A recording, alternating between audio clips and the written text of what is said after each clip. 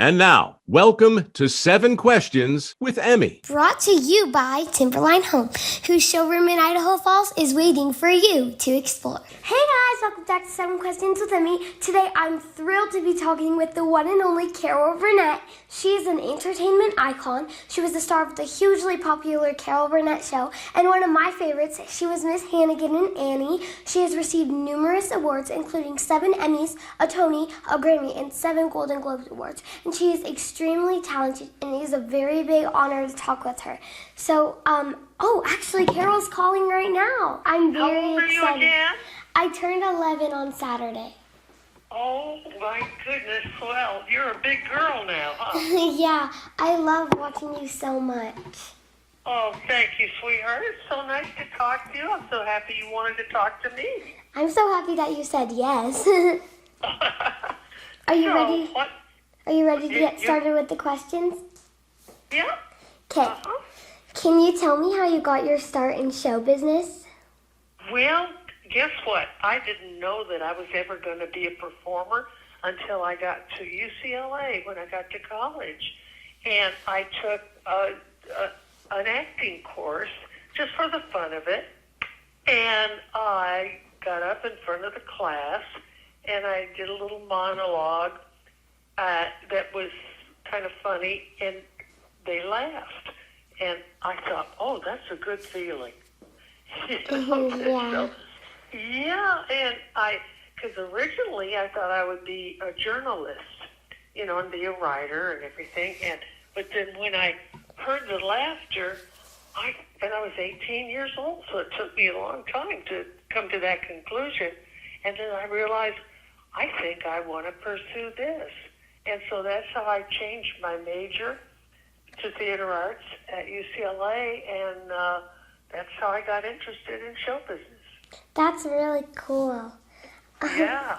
You've done so much in your life, and what would you say is your proudest accomplishment? Well, I guess when it comes to work, I would say doing my show, the Carol Burnett Show, for 11 years was quite an accomplishment, because way back then, all of the networks thought that comedy variety show could not be hosted by a woman. Yeah. They would say, it's not for you gals. It was for male comedians, like Sid Caesar. I don't know if you know all these names because you're too young, but Sid Caesar and Milton Berle and Dean Martin and on and on. But I had a contract that said that they would have to put our show on for 30 shows, and whether they wanted to or not. It was a good contract. And so they put us on the air thinking we would only run for the 30 shows, but we ran for over 270 some odd shows. Wow. Which was 11 years. So we proved that women could be hosts of a variety show. Yeah. What is your favorite junk food? I don't know. Well, I guess you might call it junk food. It would be, I love enchiladas. In fact, because I was born in San Antonio, Texas, and of course there was a lot of Mexican restaurants and food, and my mother could make great enchiladas, and I think that's the first food I ever remember eating. Yeah. When I was maybe 2 or 3 years old, Do you make your own enchiladas? I don't know how to make them, but I sure know how to eat them. Yeah. What do you like to do when you aren't working? When I'm not working, well, in the morning, my husband and I, we do the crossword puzzles, the New York Times and the Los Angeles Times crossword puzzles. And do you know what Wordle is? Have you heard about that? Yeah. Wordle? Well, I Wordle, get this, I Wordle with Allison Janney. Do you know who she is? I don't think so. Well, she's a wonderful actress. I Wordle with her, and I Wordle with Julia Louis-Dreyfus. She was on Seinfeld. I'm dropping a lot of names now. So I wordle with some friends, and then so really I love to do puzzles. Yeah. I think it keeps the brain working, and you have to exercise your brain as much as you exercise your body. And so so in the morning we do that, and we go out to dinner with friends, and I don't travel much because I live in Santa Barbara, and people say, where do you want to go on vacation? I said, why? I live in a place where people come for vacation. That's where my aunt and uncle and my cousins live. Oh, really? Oh, yeah. Well, then you know what I'm talking about. Yeah, I do. Maybe if I ever go and visit them, I can come see you. I would like that very much. Do you have a favorite role that you've played, either in one of your sketches or in movies or anything? I think probably Miss Hannigan. Yeah, I love that. I had a lot of fun doing that, and I loved all the little girls. I really do love little girls. I don't hate little girls. Yeah. Yeah. You did. You did a really good job. All of the little girls that I worked with, and Eileen, of course, who played Annie, they were all very, very sweet, and we got along really well. And so it was kind of hard for me to be mean to them when we started to film. You know? I have a local theater group that they're doing Annie, and I really want to try out. If I get a part, I'll tell you. Okay, you let me know. Okay. Okay. So do you sing? You must sing then, yeah, right? I do. I had Aladdin rehearsal right before this. Well, good. Well, let me know when you get a part, okay? Okay, I will. Can you tell me about one of your most embarrassing moments on live TV or stage? Oh gosh. I'm trying to think. There was one sketch that we did that I didn't like. We thought we would do it again and again. This particular character, we called her Mary Worthless was her name, and we did this sketch, and I was supposed to say to the audience at the end of the sketch, "Don't be surprised if I come calling on you again," but it was the sketch. I didn't like it so much, and I said, "Don't be surprised if I don't call on you again, because I'm never going to do this character again." Oh. Yeah, and that went on the air, and everybody laughed, But I just wanted to be honest with the audience. Yeah, and then your producers and stuff, the audience will know that you can't play that character again. Yeah, right, and they all applauded. Yeah. I live in Idaho, and we are known for our potatoes. Have you ever been to Idaho, and what is your favorite way to have a potato? Oh, gosh. I guess potato. I think baked potato with sour cream and chives. Yeah.